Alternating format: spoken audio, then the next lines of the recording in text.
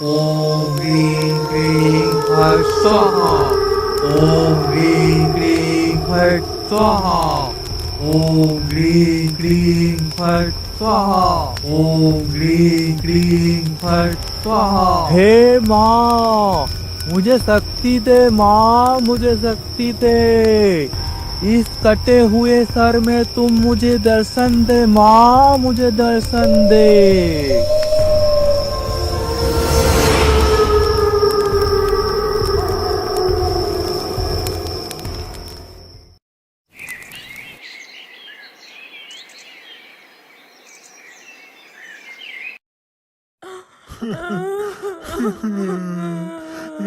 शाम को बस ये बोल के घर से निकला था कि आज एक रहस्य से पर्दा उठाने जा रहा हूँ। गोपाल की बहादुरी उसे ले डूबी।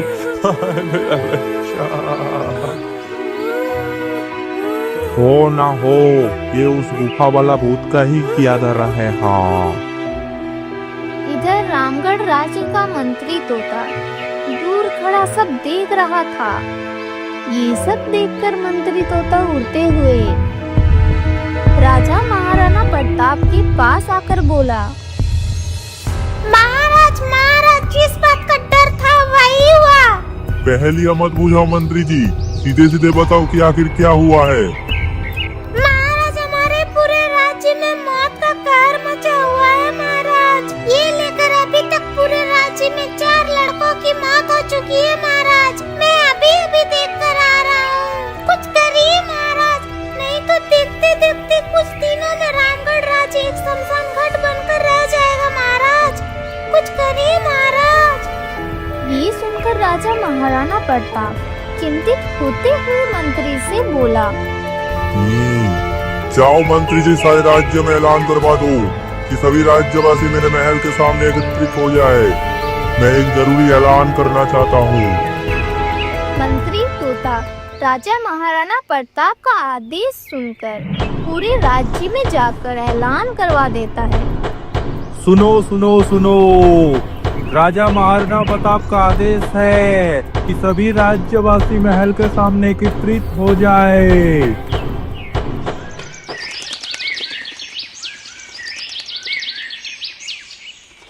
कुछ ही देर में सारे राज्यवासी राजमहल के सामने एकत्रित हो गए। राजा अपने महल के छत पर सभी लोगों से खड़े होकर बोला, रामगढ़ राज्य के वासियों, आज मैं ये ऐलान करना चाहता हूँ कि तुम में से कोई भी व्यक्ति उस रास्ते से नहीं जाएगा जिस रास्ते से वो प्राचीन भूतिया गुफा पड़ता है। और अगर कोई भी व्यक्ति आते हुए या जाते हुए दिखाई दिए तो तुम सबका कर्तव्य है कि उस व्यक्ति को वहाँ जाने से रोके, ठीक है? इतना कहकर राजा अपने कमरे में आकर चिंतित होकर टहलने लगा। तभी राजा की पुत्री सुमति और उसके पति, जो कि दूसरे राज्य का राजकुमार था, राजकुमार अशोक, राजा महाराणा प्रताप से बोला, महाराज, उस भूतिया गुफा के बारे में तो तरह तरह की बातें मैंने भी सुन रखी है। आखिर इसका क्या रहस्य है? कहते हैं कि उस डरावनी गुफा में प्राचीन काल से एक भूत रहता आ रहा है जो कि रामगढ़ जंगल के आने जाने के रास्ते में बढ़ता है, और जो कोई भी उस रास्ते से होकर गुजरता है उसे वो भूत मदद की गुहार लगाता है। सुना है कि जिस किसी ने भी उसकी मदद करने उस गुफा में गया है वो कभी जिंदा वापस नहीं लौटा है। ओ, तो ये बात है। मगर मैं नहीं मानता महाराज कि भूत भी होता है। ये जरूर किसी की साजिश है। महाराज, मैं भी उस भूत को एक बार देखना चाहता हूँ। मैं भी तो देखूं ऐसा कौन सा भूत है जो मदद की गुहार लगाकर मनुष्य को मौत के घाट उतार रहा है। नहीं राजकुमार, ऐसा गलती से भी मत करना। अरे नहीं महाराज, मुझे मत रोकिए। आज मैं इस भूत के किस्से को खत्म करके ही रहूंगा। तभी राजकुमार की पत्नी राजकुमारी सुमति राजकुमार से बोली, मैं भी आपके साथ चलूंगी। आप मेरे पिताजी के राज्य के लिए अपना जान दांव में लगा रहे हैं, तो मेरा भी तो कुछ कर्तव्य बनता है। इतना कहकर राजकुमार अपनी पत्नी सुमति के साथ गुफा के ओर चल पड़ता है। राजकुमार और उसकी पत्नी सुमति जंगल के रास्ते में चल ही रहे थे कि तभी उनका नजर दो डाकुओं पर पड़ता है, जो कि छुपकर बातें कर रहे होते हैं। अरे भाई, हम ये सही कर रहे हैं क्या? गांव वाला तो कहता है उस गुफा में एक भूत रहता है जो लोगों को आवाजें देता है। अरे मुझे नहीं लगता है कि इस गुफा में कुछ है। वो गुफा गांव के मुखिया का है। मुझे तो लगता है उसमें बहुत सारे खजाना होगा। सब गांव वालों का धोखा है। सब गांव वालों को डराने का बहाना है बस। पर चलो, चलकर आज देख ही डालते हैं। इसके बाद वो दोनों डाकू गुफा की ओर जाने लगते हैं। उन्हें गुफा की ओर जाते देख राजकुमार अशोक और उनकी पत्नी सुमति दोनों घोड़ा से उतरकर उन दोनों का पीछा करते हुए जाने लगते हैं कि तभी वो दोनों देखते हैं कि वो दोनों डाकू गुफा के अंदर जाने ही वाले होते हैं कि तभी उन दोनों के सामने एक तांत्रिक आ जाता है, जो देखने में बहुत ही भयानक होता है और उसके हाथ में एक मनुष्य के सर के कंकाल से बने एक छड़ी होता है। तभी वो तांत्रिक उन दोनों डाकुओं से कहता है, कहाँ जा रहे हो तुम दोनों? क्या तुम दोनों को पता नहीं है इस गुफा में एक भूत रहता है, वो तुम्हें मार डालेगा। भाग जाओ यहाँ से। क्या कहा? भूत? अरे बाबा!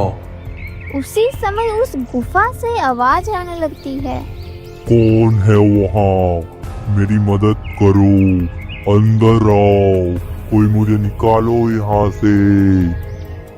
गुफा से आवाज आते हुए सुनकर वो दोनों डाकू डरकर वहाँ से भाग जाते हैं। उन दोनों को भागते देख तांत्रिक जोर जोर से हंसते हुए अपने आप से बोला, मैंने तो पहले ही कहा था, यहाँ दोबारा बताना, वो तुम्हें मार डालेगा।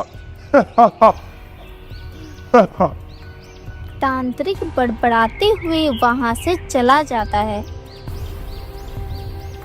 और ये सब राजकुमार अशोक और उनकी पत्नी सुमति दूर से छुपकर देख रहे थे। राजकुमारी ये सब देखकर डरते हुए राजकुमार अशोक से बोलती है, महाराज, चलिए चलिए यहाँ से चलते हैं। ये सब देखकर लगता है पिताजी सच ही कह रहे थे, और ये सब सच है तो मैं आपको खो नहीं सकती महाराज। आप यहाँ से लौट चलिए। राजकुमारी सुमति, क्या आपने उस तांत्रिक को देखा नहीं कि किस तरह से वो दोनों डाकुओं को डराकर भगा दिया? हो ना हो, जरूर उस गुफा में कुछ रहस्य छुपा है। आप यहाँ पर रुककर उस तांत्रिक पर नजर रखिए राजकुमारी सुमति। मैं सच का पता लगा कर आता हूँ। देखा जाए वाकई ही वो आवाज भूत का है या किसी इंसान का। आप यहाँ से कहीं मत जाइएगा राजकुमारी सुमति।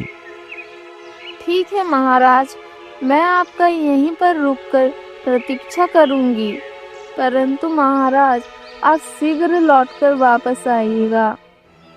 इतना सुनकर राजकुमार अशोक गुफा की ओर चल पड़ता है। राजकुमार अशोक गुफा में घुसने ही वाला होता है कि तभी एक आवाज उसे सुनाई देती है। वो काफी डरावनी होती है। ऐसा लगता है जैसा किसी रोते हुए इंसान की आवाज हो। कोई है यहाँ? मुझे यहाँ से बाहर निकालो। मैं इस गुफा में बरसों से कैद हूँ। निकालो मुझे यहाँ से। राजकुमार अशोक निडर होकर वहीं पर खड़ा हो जाता है। कौन हो तुम, और तुम मुझे आवाज क्यों लगा रहे हो? क्या तुम वही हो जिसके बारे में पूरा राज्य में डर का मातम छाया हुआ है? नहीं राजकुमार, मैं भूत नहीं हूँ। मैं तो एक जिन हूँ और मैं कई सालों से इस गुफा में कैद हूँ। मेरी सहायता करो राजकुमार। मेरी बात मानो राजकुमार, मैं तुम्हें कोई नुकसान नहीं पहुंचाऊंगा। तुम मुझे इस गुफा से आजाद कर सकते हो। इसके बदले मैं यहाँ से हमेशा के लिए चला जाऊंगा। क्या तुम सच में यहाँ से चले जाओगे? मैं तुम्हारा जरूर सहायता करूंगा। बताओ मुझे क्या करना होगा जिन, मैं अवश्य करूंगा। तभी गुफा का दरवाजा खुल जाता है और राजकुमार अशोक उस गुफा के अंदर चला जाता है। जैसे ही वो गुफा के अंदर जाता है, एक बहुत बड़ी अजीब सा जानवर की परछाई उसे नजर आता है, जो देखने में बहुत ही डरावना होता है। आओ राजकुमार, तुम्हारा जिन के इस गुफा में स्वागत है। मैं कई सालों से गुफा के बाहर आते जाते लोगों को आवाज लगाता हूँ, लेकिन गांव के सभी लोग डर कर भाग जाते हैं। कोई भी गांव वाला इस गुफा में आने का हिम्मत नहीं करता है, लेकिन तुम एक बहुत ही बहादुर राजकुमार हो जो इस गुफा में अकेले चले आए हो। क्या तुम सच में जीन हो? और तुम जीन हो तो दिखाई क्यों नहीं दे रहे हो? नहीं, मैं जीन नहीं हूँ राजकुमार, मैं जीन की परछाई हूँ। वो जीन तो इस गुफा के कैद खाने में बरसों से कैद है, वो बाहर नहीं आ सकता है। परछाई, तुम मुझे ये बताओ कि वो जीन इस गुफा में कैद क्यों है? क्या जीन के इस गुफा में रिहा होने का कोई मार्ग नहीं है? मार्ग है राजकुमार, और तुम उस मार्ग तक पहुंच सकते हो, लेकिन इसके लिए तुम्हें इस गुफा के तहखाने में जीन के पास जाना होगा। वही जीन तुम्हें इसका मुक्ति का राज बताएगा। इतना सुनकर राजकुमार जलता हुआ मसाल लेकर उस गुफा की ओर चल पड़ता है। जैसे ही राजकुमार गुफा का अंदर जाता है तो उसे एक आग जलती हुई दिखाई देता है। राजकुमार अशोक उस आग के पास जाकर उस जिन को आवाज लगाता है। ए जिन, मैं तुम्हारी मदद करने आया हूँ। क्या तुम मुझे सुन पा रहे हो? इतना कहते ही उस जिन का आवाज आता है। आओ बहादुर राजकुमार, मैं तुम्हारा ही इंतजार कर रहा हूँ। मैं जानता हूँ कि तुम ही मुझे इस गुफा से मुक्ति दिला सकते हो। तुम एक बहुत ही बहादुर राजकुमार हो। मेरे सामने आओ जिन, मैं तुम्हें देखना चाहता हूँ। तभी अचानक से वो जिन सामने आ जाता है, जो बहुत ही डरावना होता है, जो बहुत ही भयंकर सा दिखने वाला, जिसके सर में काफी बड़े बड़े सींग होते हैं, जिसे देखकर राजकुमार थोड़ा घबरा जाता है। देखो, तुम डरो मत राजकुमार, मैं तुम्हें कुछ नहीं करूँगा। मैं जानता हूँ कि तुम मेरी मदद करने आए हो, लेकिन मेरी मदद करना इतना आसान नहीं है। तुम एक बार और सोच सकते हो। क्या तुम सही में मेरी मदद करना चाहते हो? हाँ जिन, मैं तुम्हारी मदद करना चाहता हूँ, परंतु क्या तुम मुझे बता सकते हो कि तुम कैद कैसे हुए हो? तो ध्यान से सुनो राजकुमार। बरसों पहले इस राज्य रामगढ़ का मैं भी एक राजकुमार हुआ करता था। रामगढ़ राज्य में सब कुछ सही चल रहा था कि अचानक से राज्य में कुंवारा लड़का गायब होने लगे थे। पूरे राज्य में तहलका मचा हुआ था और मैं एक दिन इस जंगल के रास्ते से गुजर ही रहा था कि तभी मेरे कानों में कुछ बच्चों की आवाज टकराई, जो कि इसी गुफा में से आ रहा था। तभी मैं अंदर जाकर देखा तो मेरे पैरों तले से जमीन खिसक गया। तभी मैंने देखा कि एक तांत्रिक आंखें बंद करके बैठा हुआ था और राज्य के सभी कुंवारे लड़के बेहोशी की हाल में जमीन पर पड़े हुए थे। अचानक से तांत्रिक आंखें खोलकर मेरी ओर देखने लगा। तुम तो इस राज्य के राजकुमार हो ना? तुम यहाँ पर कैसे आए? तुम ये सब छोड़ो, पहले तुम ये बताओ कि तुम कौन हो और तुम ये सब क्यों कर रहे हो। मूर्ख मानुस, शायद तुम नहीं जानता कि मैं अपने दुनिया का सबसे शक्तिशाली और महान तांत्रिक हूँ। काली शक्तियों का मालिक हूँ मैं। काली शक्तियों से सिद्धि प्राप्त करके मुझे अपनी दुनिया में शासन करने का भूख सवार हुई और मैंने अपने दुनिया में सभी राजाओं को मारकर मैंने अपने दुनिया में अधिकार जमा लिया। लेकिन मेरी भूख अभी भी खत्म नहीं हुई।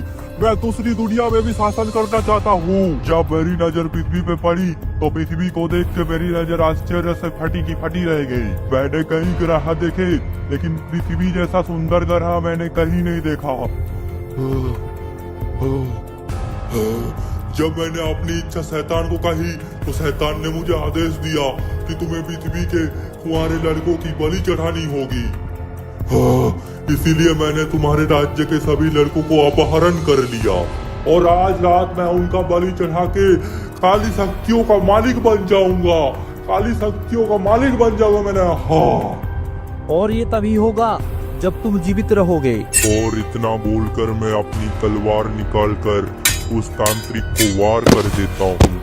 मेरे वार से वो तांत्रिक तो जोखिम होकर जमीन पर गिर जाता है और मैं सभी लड़कों को तो बचा लेता हूँ, परंतु उसी समय वो तांत्रिक होश में आकर मुझे जादू से जीन बना देता है और मुझे तहखाने में बंद कर देता है। तब से मैं इस गुफा में इसी तहखाने में कैद हूँ। इससे पहले इसी राज्य के लड़कों ने मुझे बचाने की कोशिश की थी। हाँ, वो रामगढ़ राज्य का प्रजा था। उन लोगों को उस तांत्रिक ने मार डाला। मैं तुमको इस गुफा से आज़ाद करवाना चाहता हूँ, लेकिन मुझे तुम्हें इस गुफा से आज़ाद कराने के लिए क्या करना होगा? राजकुमार, तुम्हें उस तांत्रिक से उस छड़ी को मेरे पास लाना होगा जो उसके हाथ में रहता है।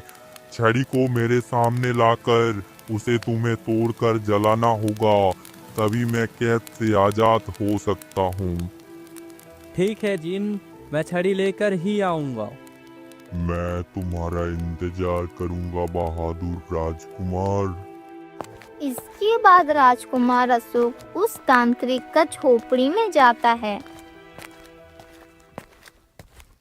राजकुमार अशोक देखता है कि वो तांत्रिक सोया होता है। तांत्रिक को सोया देख राजकुमार अशोक झोपड़ी के अंदर जाकर देखता है कि तांत्रिक की छड़ी उसके बिस्तर के बाएं ओर रखी होती है। ये देखकर राजकुमार तवे पांव जाकर तांत्रिक का छड़ी लेकर जाने ही वाला होता है कि तभी उसी समय तांत्रिक का आँख खुल जाता है। रुको लड़का, तुम मेरे जादुई छड़ी लेके कहाँ जा रहे हो? मुझे मेरे जादुई छड़ी वापस करो, वरना मैं तुम्हें यहाँ से नहीं जाने दूंगा। तुमने मेरे राज्य के ना जाने कितने ही निर्दोष लोगों की हत्या की, मूर्ख तांत्रिक, और तुम्हें लगता है कि मैं तुम्हें छड़ी वापस कर दूंगा? कभी नहीं। इतना कहकर राजकुमार अशोक छड़ी लेकर गुफा की ओर दौड़ पड़ता है। साथ ही तांत्रिक भी चिल्लाते हुए उसके पीछे पीछे दौड़ पड़ता है। मेरे कई सालों को मेहनत को मैं तुम्हें पानी खरीदने नहीं दूंगा। रुको लड़का, रुको, रुक जाओ, मैं तुम्हें मार डालूंगा, रुको। कुछ ही देर में राजकुमार अशोक भागते भागते उस गुफा के अंदर जीन के पास पहुंच जाता है। जल्दी करो राजकुमार, इस छड़ी को तोड़कर जला दो, नहीं तो वो तांत्रिक तुम्हें मार डालेगा। तभी वो तांत्रिक वहां पर पहुंच जाता है। तांत्रिक को देखते ही राजकुमार अशोक छड़ी को तोड़कर जला देता है। हाँ, रुक जाओ लड़के, मैं जादू छड़ी को मत तोड़ो मैं जादू छड़ी को।